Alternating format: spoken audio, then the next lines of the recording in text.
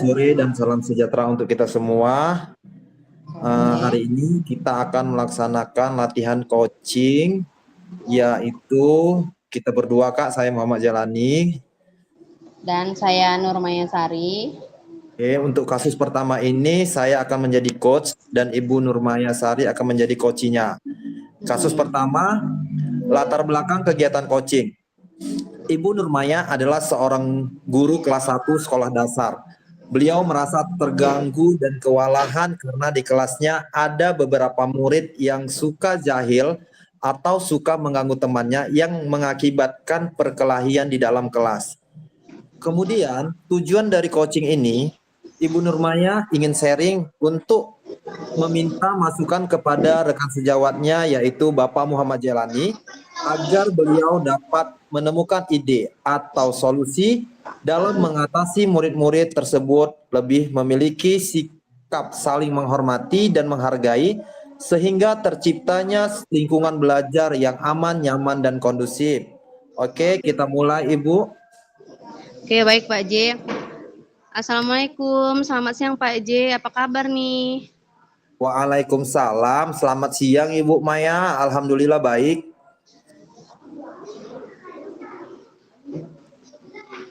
Baik Pak, mau mengganggu nih sedikit. Kira-kira Pak J ada waktu nggak? Boleh ngobrol nggak Pak J? Ada dong pastinya Bu. Ada apa ya Bu, kalau boleh tahu?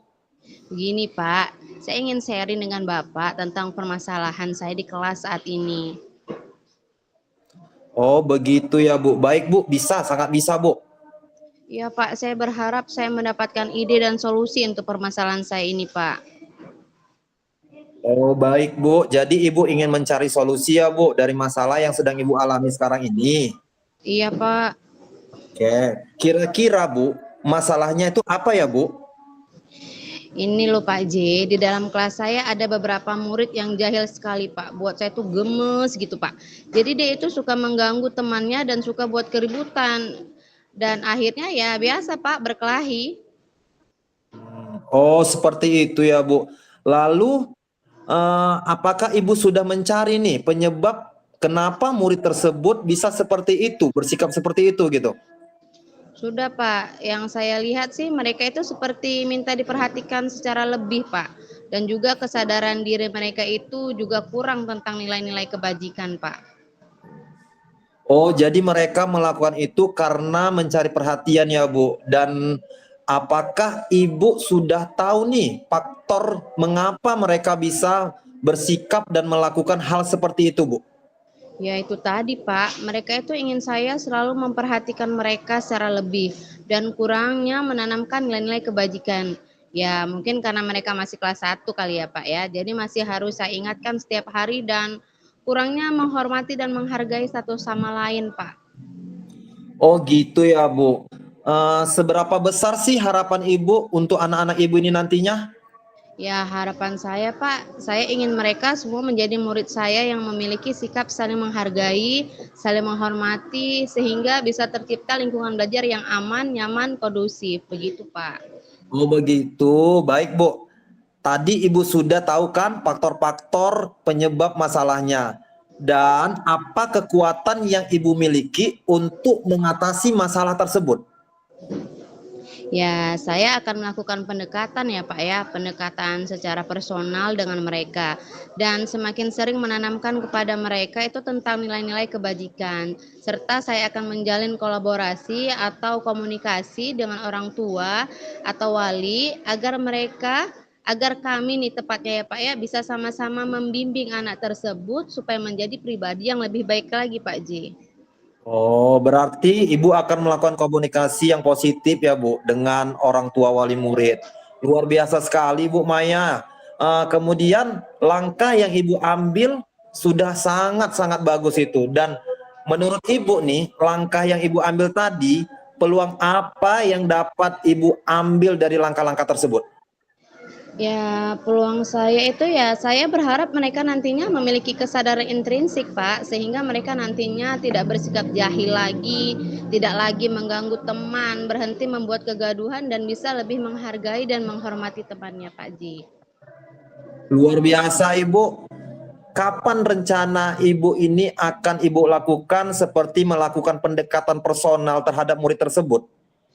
Ya, jelasnya saya akan melakukannya setiap kali ada kesempatan ya Pak ya, misalnya di sela-sela kegiatan belajar, mengajar tentang menanamkan nilai-nilai kebajikan tadi, dan kemudian saya akan melakukan pendekatan personal di waktu jam istirahat ya Pak ya, di waktu senggang gitu Pak. Oh gitu, luar biasa Ibu. Berarti Ibu akan melakukannya melihat situasi dan kondisi untuk melakukan kegiatan yang akan Ibu rencanakan tadi ya Bu? Iya Pak, benar sekali Pak. Oke, baik Ibu.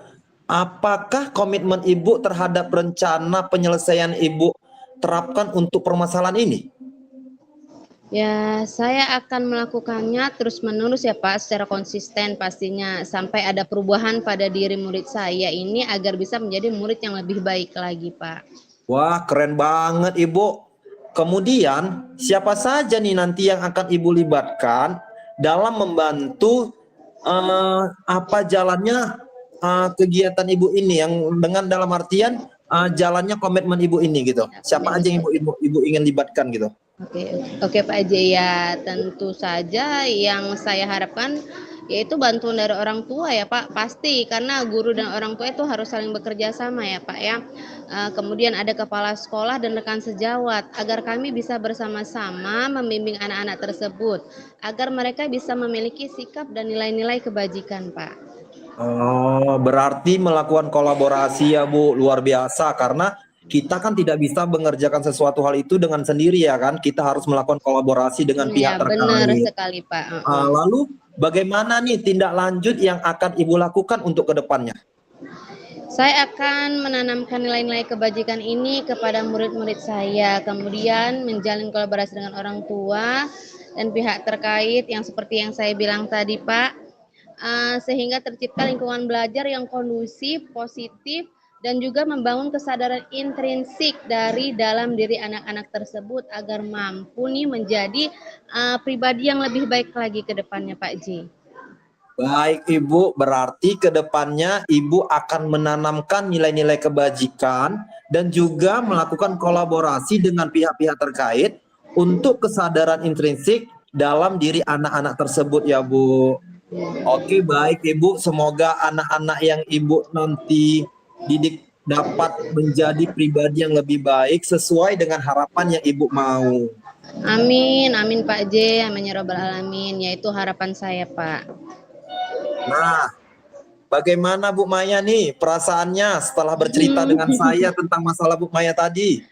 Ya alhamdulillah banget ya Pak J ya, sudah lega Pak, dan saya lebih siap nih menghadapi permasalahan yang terjadi di dalam kelas Pak. Syukurlah, alhamdulillah. Tetap semangat ya Bu Maya dalam mendidik anak-anak murid Ibu. Semoga harapan yang Ibu mau dapat tercapai ya Bu. Ya siap Pak, pasti ya Pak ya. Amin. Nah, apakah ada lagi yang ingin Ibu sampaikan kepada saya? Saya rasa sudah sih Pak. Terima kasih banyak ya Pak J atas waktu dan kesempatannya yang Bapak berikan pada saya Pak J. Siap Ibu, terima kasih kembali. Kapan-kapan nanti kita bisa sharing lagi Bu untuk topik-topik atau permasalahan yang ada lainnya ya Ibu. Karena dengan kita sharing, permasalahan kita ini dapat selesai Ya gitu ya kan Bu. benar Pak J ya. Terima kasih banyak ya Pak J sekali lagi.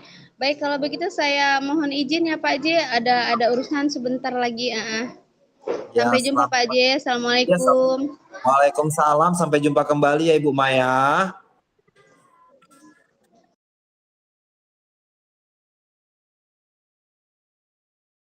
Oke, refleksi dari latihan coaching. Nama saya Muhammad Jelani, refleksi diri saya. Apa yang sudah berjalan dengan baik selama percakapan? Saya merasa adanya komunikasi interaktif antara coach dan coachee. Coachee cukup terbuka untuk berbagi pengalaman dan pemikirannya. Saya juga merasa cukup mampu untuk mendengarkan dan memahami apa yang disampaikan. Serta alur tirta sudah terlihat dengan jelas. Kemudian refleksi diri yang selanjutnya, apa yang masih perlu diperbaiki dan ditingkatkan? Saya merasa masih perlu untuk meningkatkan kemampuan saya untuk mengajukan pertanyaan yang lebih kritis dan mendorong koci untuk bisa berpikir secara lebih kritis. Selain itu, saya juga perlu lebih fokus untuk mendengarkan umpan balik dari koci. Kemudian refleksi yang ketiga, apa yang Bapak Ibu lakukan untuk tetap dalam kondisi presence atau kehadiran penuh sebelum dan saat melakukan coaching? Sebelum melakukan coaching, saya meluangkan waktu untuk menenangkan pikiran dan fokus pada apa yang akan saya lakukan. Saya juga mencoba untuk memahami tujuan dari coaching dan bagaimana saya dapat membantu coach mencapai tujuan tersebut. Saat melakukan coaching, saya berusaha untuk fokus pada saat ini dan tidak memikirkan hal-hal lain. Saya juga berusaha untuk tidak menghakimi dan bersikap terbuka terhadap apa yang disampaikan oleh coach. Refleksi selanjutnya, apa yang akan Bapak Ibu lakukan untuk memperbaiki atau meningkatkannya? Yang ingin saya lakukan terus berlatih mendengar dengan penuh berpusat pada coach, berlatih manajemen diri dengan teknik stop untuk berada dalam kondisi kesadaran penuh. Saya akan mencoba untuk meningkatkan kemampuan saya untuk mengajukan pertanyaan yang lebih tajam dan mendorong coach untuk berpikir lebih kritis. Saya juga akan lebih fokus untuk mendengarkan umpan balik dari coach dan menggunakannya untuk memperbaiki kinerja dari diri saya. Kemudian, tulisan umpan balik dari coach Anda. Pertanyaan untuk coach. Apa yang Anda rasakan saat di coaching? Saya merasa dituntun untuk menggali kemampuan saya sendiri untuk menyelesaikan permasalahan yang ada pada diri saya secara mandiri. Saya merasa senang dan gembira dapat melakukan coaching dengan coach. Saya merasa senang dapat membantu coach untuk berkembang dan menjadi lebih baik lagi. Di sini juga saya merasa nyaman karena prinsip kemitraan yang setara sehingga saya terbuka menyampaikan suatu permasalahan. Saya juga merasa termotivasi nih untuk terus belajar dan meningkatkan diri agar dapat menjadi guru penggerak yang sangat baik ataupun yang lebih baik lagi. Terima kasih.